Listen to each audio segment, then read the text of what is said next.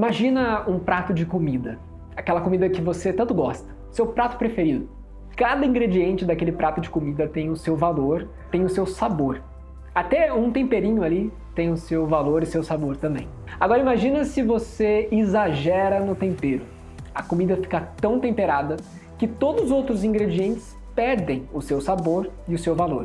E o único ingrediente que te chama a atenção ali é o próprio tempero.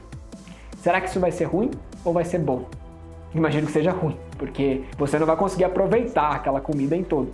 Você apenas vai sentir o gosto do tempero. E se for exagerado ainda, talvez você nem coma aquela comida mais. Olha, é isso que pode acontecer com a sua comunicação, quando você exagera em alguns temperos. Eu sou Guilherme Constâncio, mentor de comunicação, e eu preciso te dizer que palavras como né, tipo, os famosos vícios de linguagem não são, na verdade, vícios de linguagem. Podem até se tornar, e eu vou te explicar tudo ainda. Fica calmo. Na verdade, palavras como né e tipo são marcadores conversacionais. Isso importa durante uma conversa. Imagina que você está num bate-papo com as pessoas que você é íntimo, íntima, você está até durante um jantar, num restaurante com essas pessoas. Como aquelas pessoas são suas amigas, pessoas que você convive naturalmente, tá tudo bem durante aquela conversa você utilizar palavras como né, tipo. Até porque uma dessas palavras, como por exemplo né, é uma palavra ideal durante a conversa para que eu peça a tua opinião, se você concorda comigo ou não. Parece que quando nós utilizamos certo, né, entendeu, essas palavras nos ajudam a receber o reforço positivo de que a pessoa realmente entendeu. E isso é bom durante a conversa, porque isso dá ritmo para a conversa. Então utilizar palavras como tipo, né, num contexto informal e de forma até variada durante a conversa. Imagina, essa conversa durou 10 minutos, você usou 3 vezes a palavra né, isso tá tudo bem. Esses marcadores conversacionais vão marcar a sua conversa, dando ritmo a ela, trazendo naturalidade para essa conversa. Então, nesse contexto, essas palavras como né e o tipo não são caracterizadas como vícios de linguagem. O grande problema é quando essas palavras se repetem de forma excessiva. Toda frase eu utilizo um né no final, ou toda frase durante ela eu falo tipo assim. Esses termos repetidos de forma intensa durante um discurso, durante essa conversa, até mesmo uma conversa informal, nós damos o nome de cacoete verbal. E aí sim, isso é um vício de linguagem. Porque veja só, o que é um vício de linguagem nesse contexto?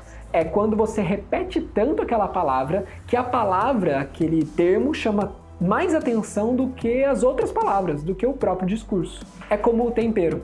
O tempero que, se você exagera durante a sua fala, faz com que as pessoas sintam o gosto apenas do tempero e não do prato de comida, que nesse caso seria o seu discurso. Ou seja, você quer dizer então, Guilherme, que quando eu estou me comunicando com outras pessoas, utilizar o né e o tipo de maneira pontual e não excessiva, isso é como um tempero para minha comunicação? Exatamente.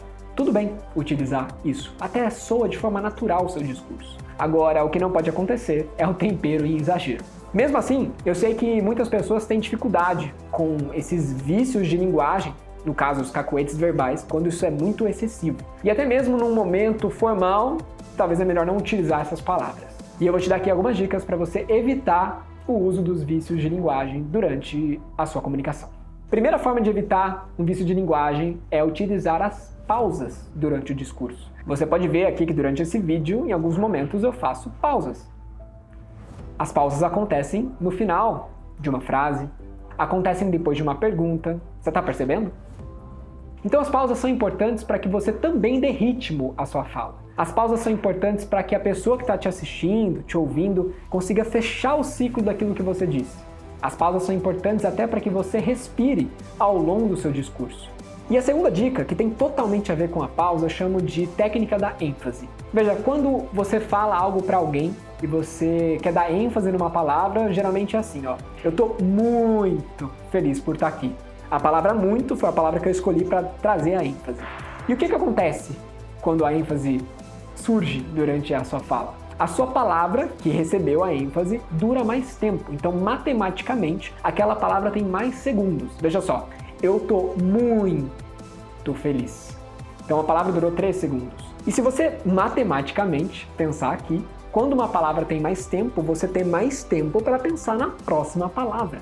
Então essa é uma forma, dando ênfase ao longo das suas falas, essa é uma forma de você pensar nas palavras que você vai utilizar. Isso vai te ajudar, inclusive, a falar de forma mais pausada, isso vai te ajudar a ter mais calma durante o discurso e, principalmente, a estar presente durante a sua fala, que é tão importante para que você consiga prestar atenção e estar ali com total foco para não utilizar essas palavras como né e tipo.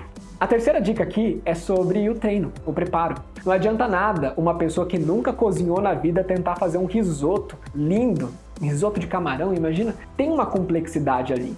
Então você precisa treinar, você precisa aprender e praticar. Isso acontece na cozinha, nos esportes, em qualquer desenvolvimento de habilidade, principalmente na comunicação. Se você nunca fala em público, se você nunca apresentou um relatório para a sua equipe na sua empresa e você vai fazer isso pela primeira vez, sugiro que a sua primeira vez de fato não seja a apresentação, mas que sejam os treinos ao longo da sua semana, do seu mês, até o dia da apresentação. Então treinar, preparar a sua comunicação, até mesmo escrever o seu discurso, contar com apoio visual, se gravar nesse processo pode te ajudar a não cometer esses erros, a não usar esses vícios de linguagem durante a sua fala naquele momento tão importante. Aliás, como treinar a comunicação? Existem formas de treinar a comunicação, não é o objetivo desse vídeo. Você vai poder encontrar muito mais ao longo desse canal sobre treinamento de comunicação. Mas também você pode encontrar sobre isso na Universidade da Comunicação, nossa plataforma que nós falamos diversas técnicas de comunicação oratória para você melhorar essa habilidade na sua vida. E partindo agora aqui para a quarta dica que você pode aplicar na sua comunicação para não cometer esses erros com os vícios de linguagem. Esse quarto ensinamento é sobre analisar a ocasião.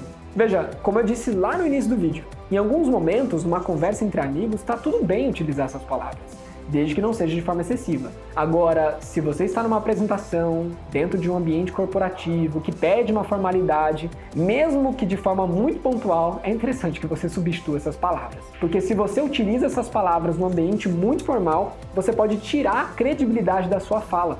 Não é que é ruim utilizar esses termos pontualmente, mas o ponto aqui é que a sua comunicação poderia ser muito mais rica. O uso da língua portuguesa poderia te ajudar muito nesse processo de comunicação mais formal. Então por que não procurar outras palavras que possam substituir, ou até mesmo não usar palavra nenhuma, apenas dizer o que você precisa dizer e no lugar do né, fazer uma pausa. Isso já vai ajudar a sua comunicação a ser muito mais pontual, direto ao ponto nessas ocasiões formais e ser muito mais pura para que as pessoas possam entender de forma pura o que você quer dizer. Portanto, na comunicação, assim como na gastronomia, é importante que você saiba o valor de cada ingrediente, no caso, de cada palavra no discurso, e que nenhuma palavra chame mais atenção que a outra. Ou melhor, que você não exagere no tempero da sua comunicação. É ideal que você planeja muito bem a sua comunicação, planeja muito bem o prato de comida, para que no final do jogo todo mundo possa curtir, no final do jogo todo mundo possa gostar, não só do seu prato de comida, mas no caso aqui, da sua comunicação. Aliás, se você curtiu esse conteúdo, se fez sentido para você, eu peço que você demonstre que curtiu.